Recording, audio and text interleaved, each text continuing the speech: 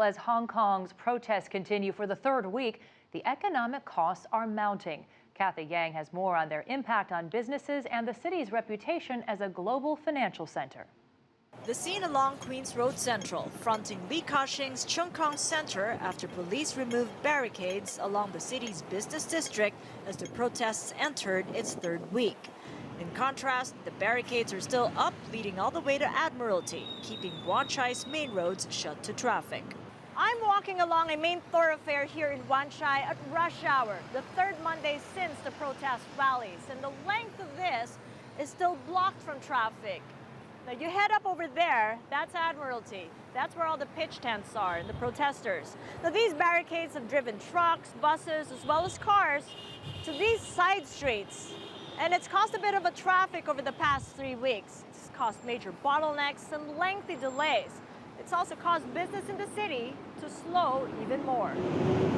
A few blocks down along Johnston Road, still none of the usual trams around here, but the roads have remained open to traffic. While it has helped keep small jewelry shops like these open for business, even at the height of the protests, its shopkeeper says sales have been hard hit.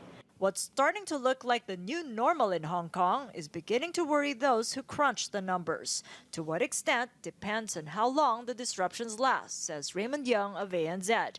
He's become more pessimistic now than when we first spoke to him a week ago. In Hong Kong, the fourth quarter GDP contributes significantly or higher than previous quarters. For example, on average, 27% of the annual GDP. So anything happened to the fourth quarter will have a bigger impact on the annual growth of Hong Kong.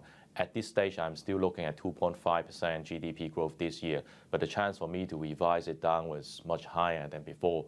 In nearby Causeway Bay, where Hennessy Road continues to be blocked by protesters, it has hurt shops like these even more. Even before the disruptions began, the jewelry chain already saw a 40% drop in sales as mainland tourists reduced lavish spending amid Beijing's corruption crackdown.